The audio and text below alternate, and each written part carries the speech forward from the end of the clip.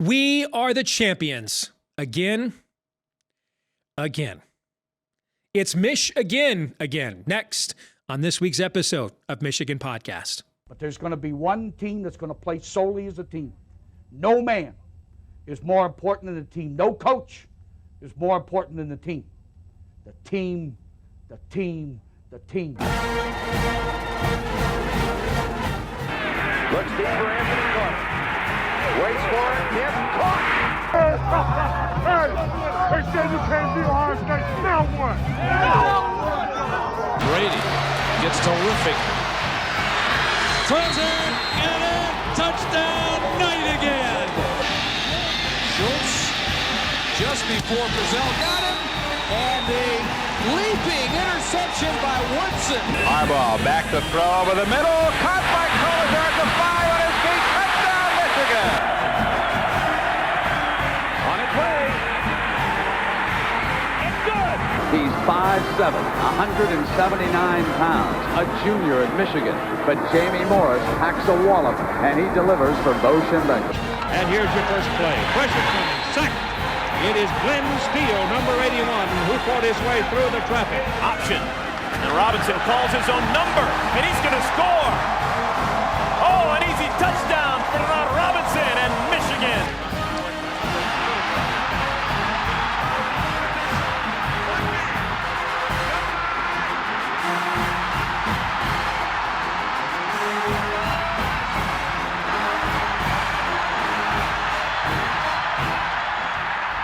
Win it.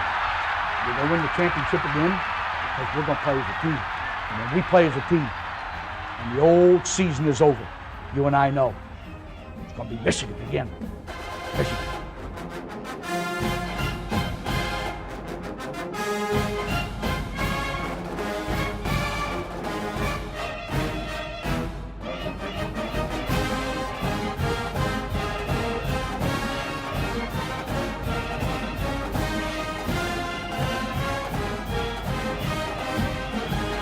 Go Blue, I'm Steve Deace. Welcome to this week's episode of Michigan Podcast, and history has been achieved. And when we're talking about the winningest program in the history of the greatest sport, college football, it ain't easy to achieve history around here. I mean, Michigan's been making history since 1879, and over the course of those many, many decades and generations has really set the bar for a lot of college football history, or been among the bar setters. So when you are part of an era that has a unique amount of excellence in the history of the illustrious history of Michigan football, it is worth noting. Therefore, it is worth giving their flowers, giving the propers to this era of Michigan football. What it has accomplished is something that's never been done in the glorious history of Michigan football. For the first time ever, the Wolverines have won not one, not two, but three undisputed, that's the key word, undisputed, 3 undisputed Big Ten championships in a row. Yost didn't do it. Chrysler didn't do it. Oosterbaan didn't do it. Bo didn't do it. Lloyd didn't do it. These are some of the greatest coaches in the history of the sport. Everyone I just mentioned is in the College Football Hall of Fame. None of them were able to win 3 undisputed Big Ten championships in a row, but Jim Harbaugh has done it. And that would be impressive enough. But consider that Jimmy did this on the heels of an extinction level event. He should have been fired after 2020. He should have been. And if he were anybody other than the most decorated quarterback in the history of this program, he would have been. But Ward Manuel gave him a haircut and another chance. And Jimmy has absolutely made the most of it. The longest winning streak against Big Ten competition in program history. That's right. Longer than Yost, longer than Chrysler, longer than Oosterbaan, longer than Bo, longer than Lloyd. Now, the most consecutive Big Ten undisputed championships in program history as well. The only 2 Michigan football teams to go 13-0 are these last 2 Michigan football teams. The only 3 Michigan football teams to win 12 games in a season are these last 3 Michigan football teams.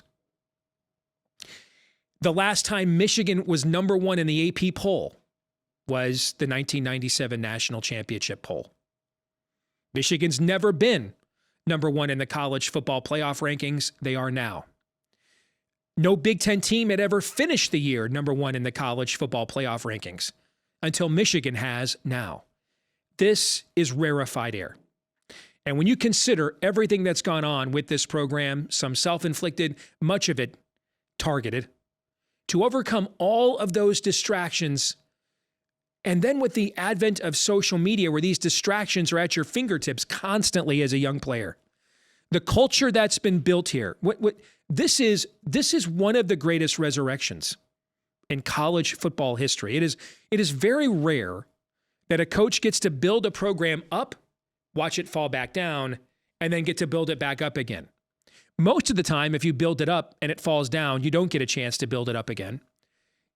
Even more rare is when you are given a chance to build it back up again, and you do. I can only think of two coaches in modern times that were able to do this. Barry Alvarez did it at Wisconsin. Bill Snyder did it at Kansas State. Well, now Jim Harbaugh has done it here at Michigan. And maybe the greatest compliment you can give to him is the foundation he laid is so solid that it was able to win its biggest games of the regular season when he wasn't even on the sidelines. And then against Iowa, Michigan ends up out-Iowaing Iowa. Both teams sucked on offense. Both teams were great on defense and special teams. Michigan just did it with better players and wins 26-0. It's only the second shutout in the history of the Big Ten championship game. Michigan has won the last 3 Big Ten championship games by an average score of 37-8. I hope all of you watching this enjoy it, because it's also happening with an incredible cast of young men. Whether you're dealing with J.J. McCarthy, Blake Corum, so many other players on this team, Mike Sandra still, we're talking about high quality, high character young men. One moment I'll never forget is when Zach Zinner goes out with a Joe Theismann-like injury, nearly a half an hour of mourning and grief as he's being carted off the field. It interrupts the game. And on the very next play, Blake Corum, for the largest or the longest run of the day against Ohio State, flashing the 6'5" to the camera as he reaches the end zone. That pretty much is the epitome of this program, what it's become, and who these players are. We may never see anything like this at Michigan football ever again, because some of these are things we've never seen at the University of Michigan with its illustrious football program ever before. How many of you like money? Because if you do, a great way to make some is to support us on Patreon for just $5 a month. For example, if you were part of our Patreon back on May 27th, when I put out my annual college football win total best bets, you would have gone an absolutely outstanding 8-3 on those college football win total best bets this year. In fact, all time on our Patreon page since we debuted in 2017, I'm 37-17-1. That's 68% in college football preseason win total best bets. Best $5 you ever spent. A lot of times people ask, hey, what can we do to help support what you guys do on Michigan Podcast and Bigger 10? Well, that's the best thing to do. $5 a month, and you might make some money as well. Especially, we're off to a hot start with our college basketball picks to start the year too. So please consider supporting us today at patreon.com/Michigan Podcast. It's just $5, and you may end up making a lot more than that. Patreon.com/Michigan Podcast. Patreon.com/Michigan Podcast. And thank you to all of you that are supporting us already. We greatly appreciate it. Patreon.com/Michigan Podcast.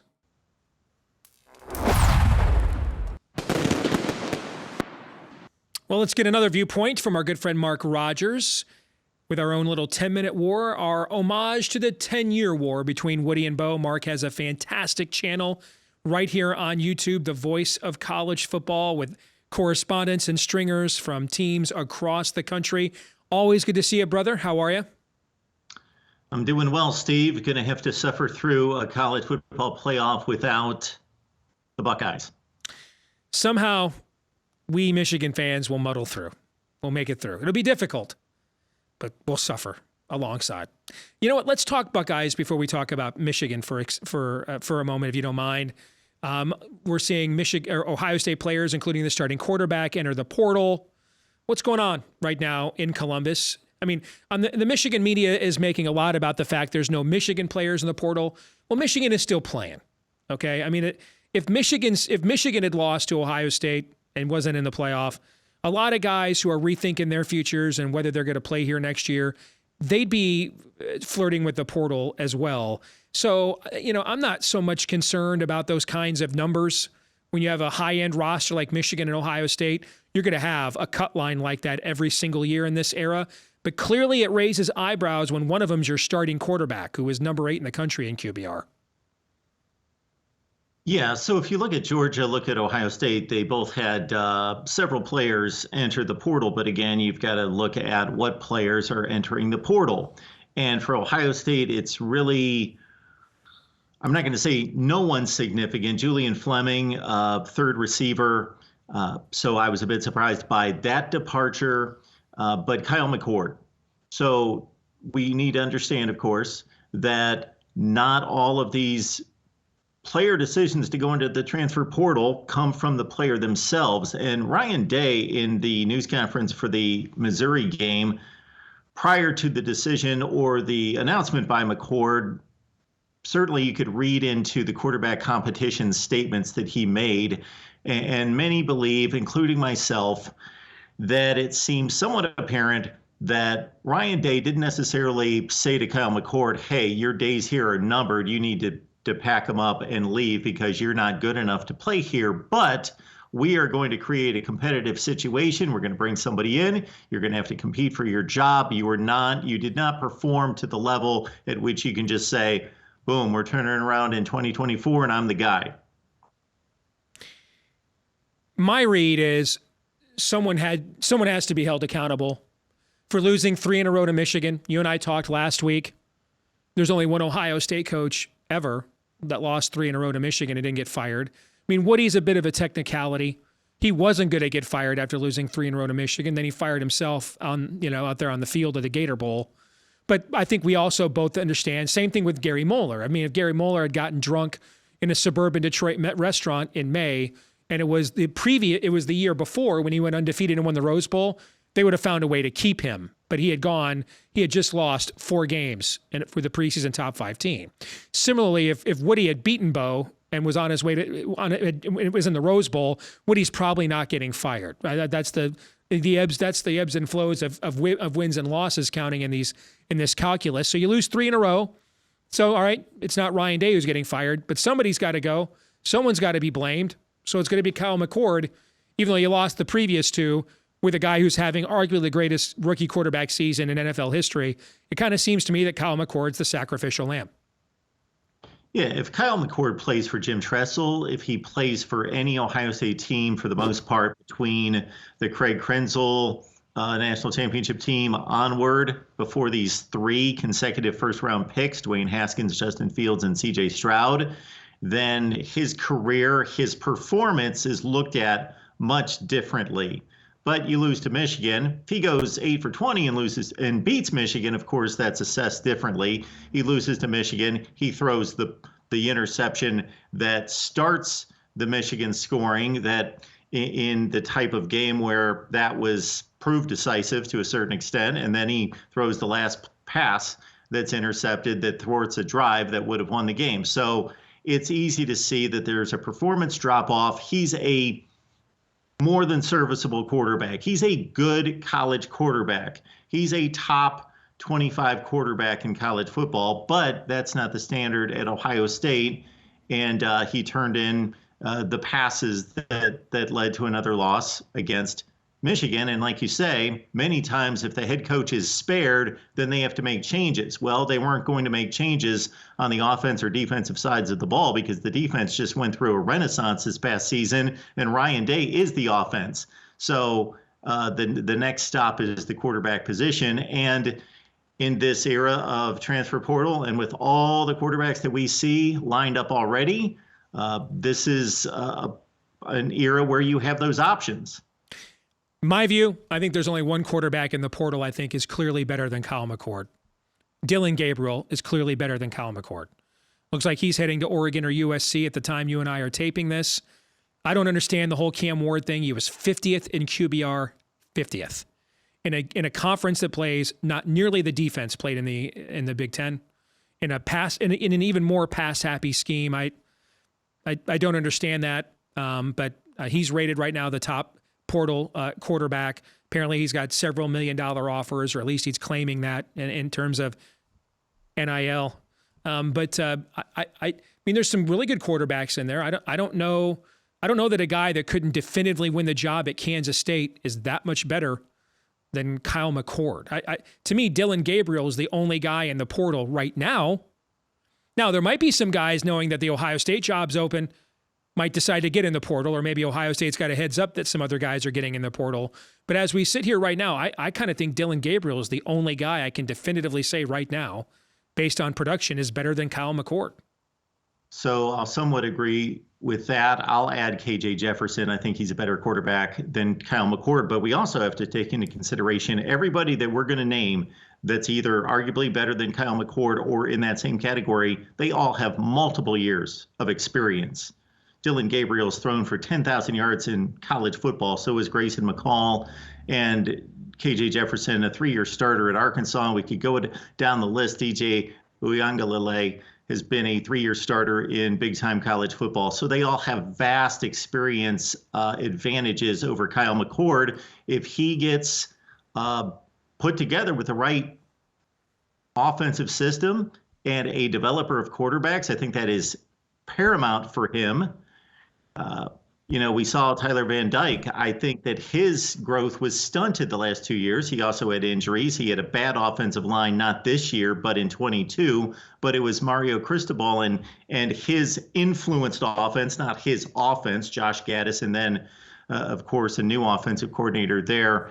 But it's Mario Cristobal's influence on that offense that I think stunted Tyler Van Dyke. So there's a lot there that these guys are still developing. They're young players, and Kyle McCord just has a year experience. So the fit, not just offensively in terms of his scheme, but more so, I think a quarterback developer is going to be crucial for his continued growth.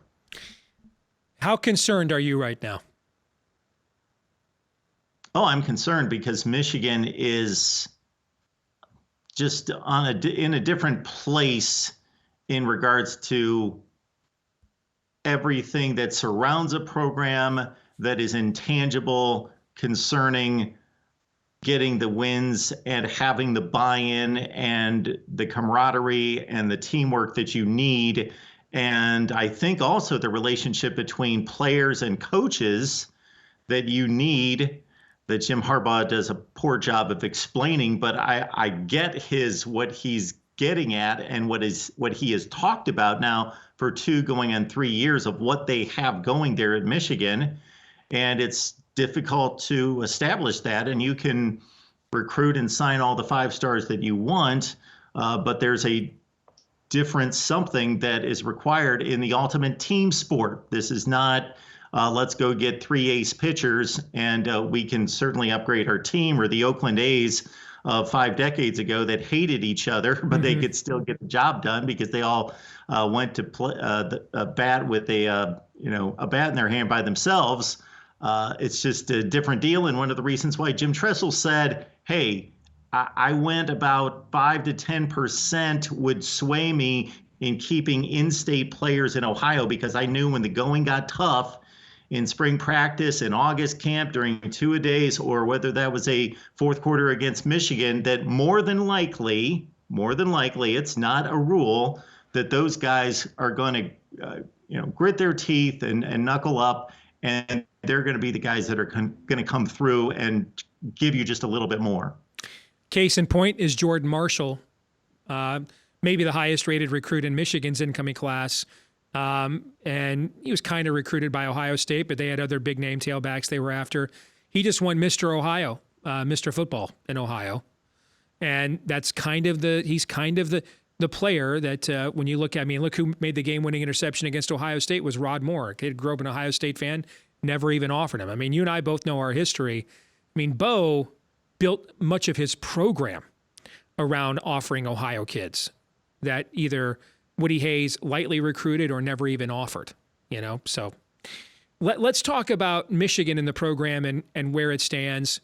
And I mentioned the history here for a program that has quite a history. But Jim Harbaugh has done something that Yost didn't do, Chrysler didn't do, Oosterma didn't do, Bo, Lloyd didn't do. 3 consecutive undisputed Big Ten championships. These are the only 2 13-0 teams in Michigan history. These are the only 3 12-plus win teams in Michigan history. I mean, it's really hard. When you're the coach at a program like Ohio State or Michigan, it's kind of hard to make the good kind of history because much of it's already been made before you got there, right? But Jimmy has managed to do that. And Mark, you know your history at least as well as I do. I was talking before you came on. I was trying to remember coaches that have been allowed to build a program, have it falter, and then were able to build it back up again. Most of the time when it falters, you're out. Or they let you try to rebuild it and you can't. Think of like Hayden Fry at the end at Iowa, for example. And the only 2 I could think of that built it, saw it diminish, and then built it back were Barry Alvarez and Bill Snyder. Those were the only 2. And Snyder is kind of a unique case because it wasn't concurrent, right? He left for a while, then came out of retirement, Alvarez did it in real time. He built it up, saw it diminish, and then built it back. That's exactly what Harbaugh has done here since 2020. I think it's one of the most incredible internal resurrections I've seen in modern college football history. Just 3 years ago at this time, there was nothing, zip, zilch, nada, nothing hinting that this was coming. Nothing. I'm scouring my brain, Steve, to try to refute you. You're right. Just coaches don't stick around long enough or are not given the opportunity to stick around long enough. And Paterno and Bowden just won pretty much flat out from the time they got the thing rolling. You look at somebody like Pete Carroll, he took off. He didn't stick around to try to rebound from what was an off final season. We get an opportunity to see whether Dabo Swinney can regain the heights that he had 5 seasons ago in that range and be able to bring that program back.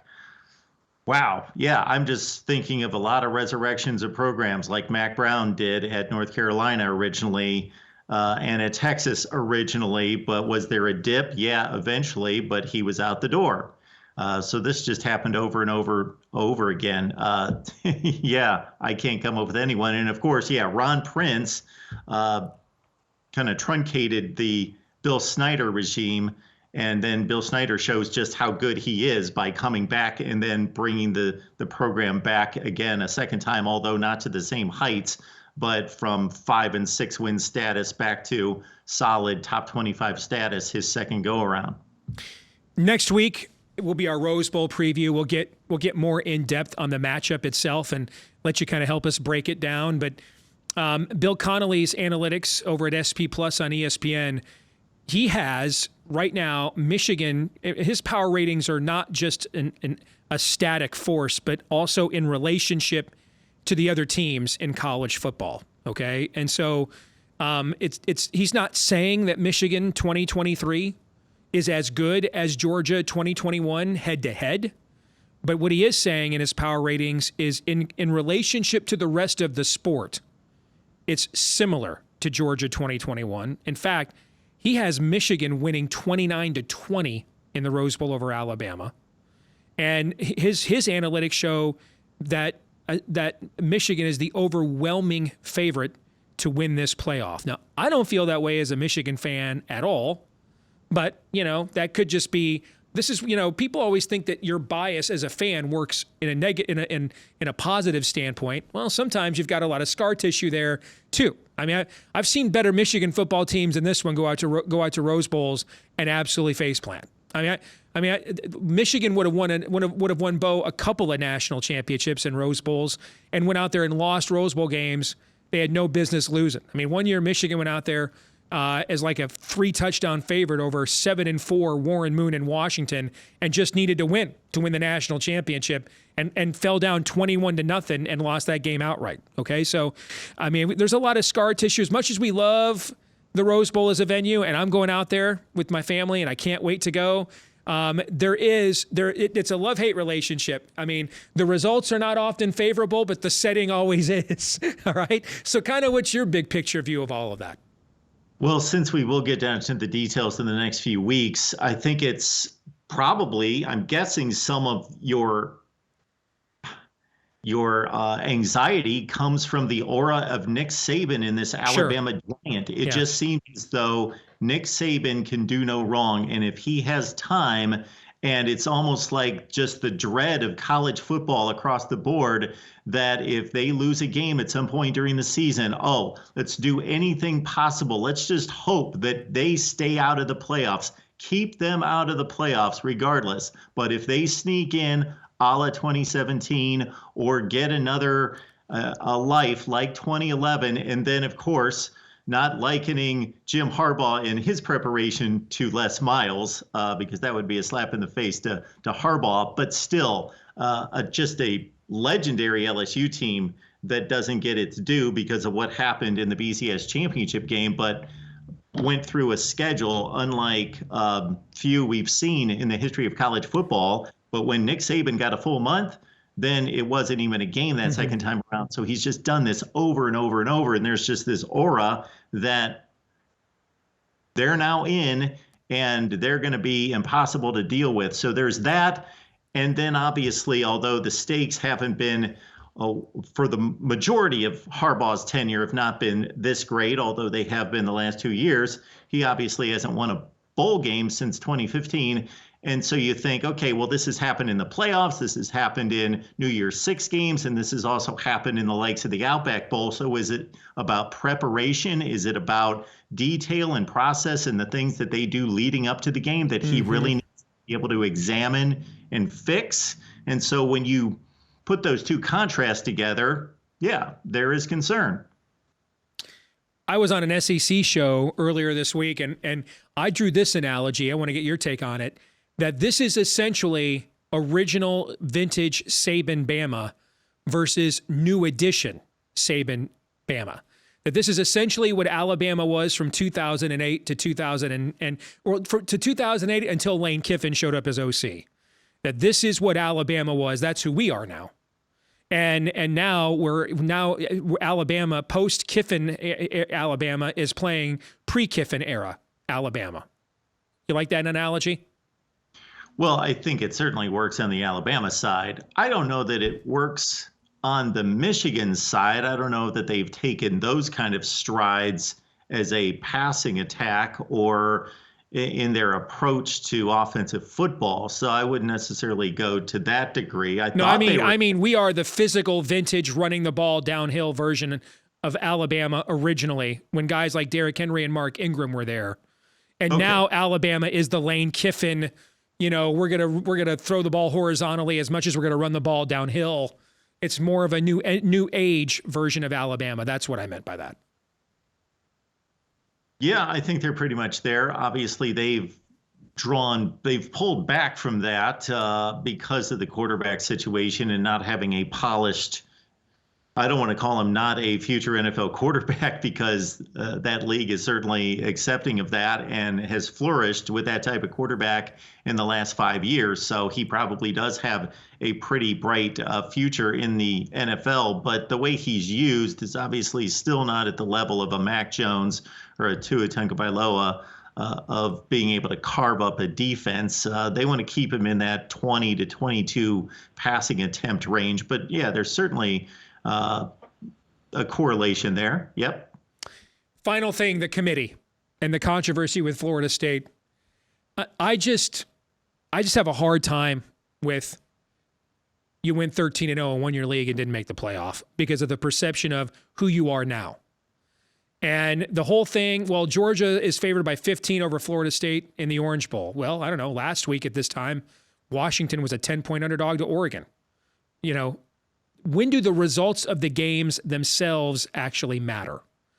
And I thought, the more I thought about it overnight, I originally had Florida State rated 4th. I actually thought the next morning they ought to be number 3.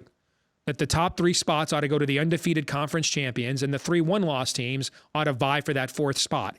And I think, Mark, and I'd love to get your take on this, whether you agree or disagree with that, I think if this were not the last year of the 4-team playoff, Florida State would have made it.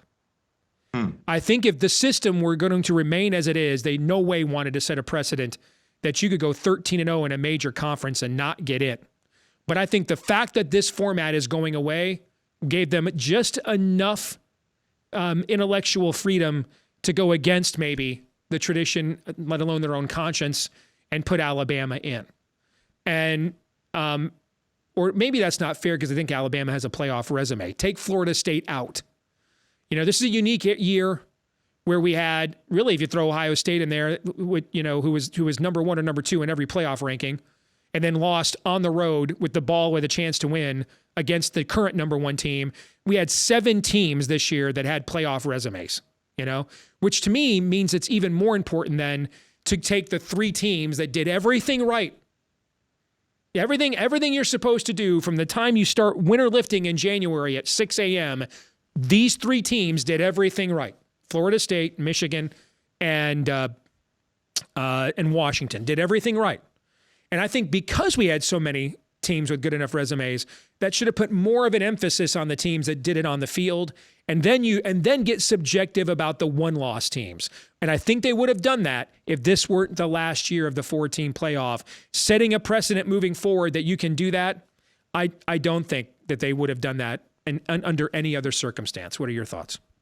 I'll be as brief as possible, Steve, because I could go on with this for hours and hours, because there's a difference between whom any of us believe are the 4 best teams in the country and then the 4 that earned it. I still believe that Alabama, Georgia, Michigan, Ohio State in some order are the best teams in the country, but that would not be my decision for a playoff, because what I think versus what has been earned are 2 different things. So let's understand this. Whatever Florida State does against Georgia in this bowl game neither repudiates nor validates the decision by the College Football Playoff Selection Committee. So I don't want to hear anything after they win or lose or whatever happens there. That has nothing to do with the selection here. Let's also understand that Florida State went into this championship weekend taking on a Louisville team that was ranked number 14 by this same committee. Florida State's at number 4.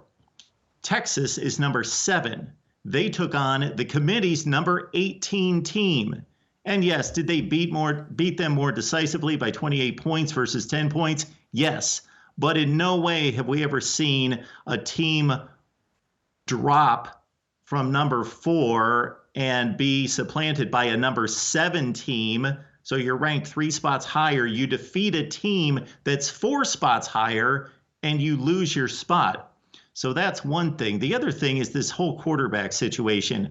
I get the rationale that Florida State is not the same team under Jordan Travis. That is obvious for all of us to see. However, had the committee been evaluating that quarterback situation, then why did they not evaluate it the week before after the poor performance on offense against Florida?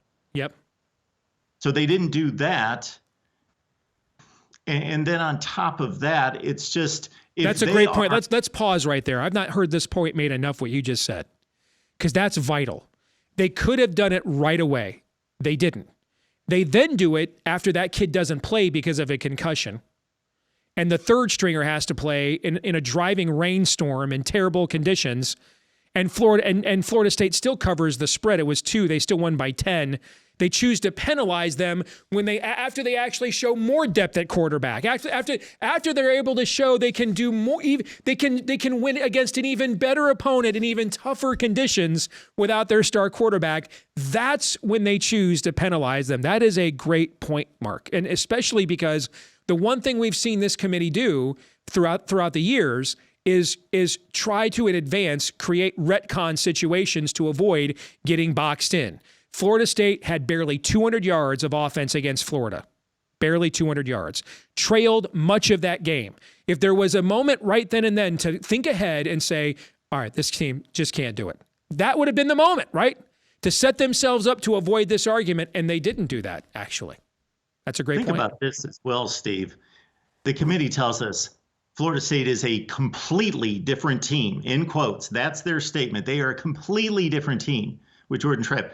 Is there, especially with the point that you just made about there being 7, or if you include Oregon, 8 legitimate playoff contending teams, is there a lot of difference between ranking them number 4 and number 5?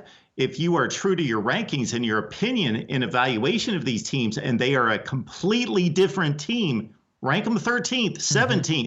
They're a completely different team at number 5 than number 4. And I also believe, Steve, along what you're talking about in regards to what they would have done anyway or not done in a 12-team or had the 4-team continued, I also believe, even though they ranked Florida State at number 5 and Georgia at number 6, had this been Georgia in place of Alabama with Georgia's credentials, not Alabama's, with Georgia's credentials, that they would have replaced Florida State with Georgia, and they would have done the same thing with Georgia, even though they ranked Florida State 5 and Georgia 6. I think that was just window dressing to say we can heavily considered them.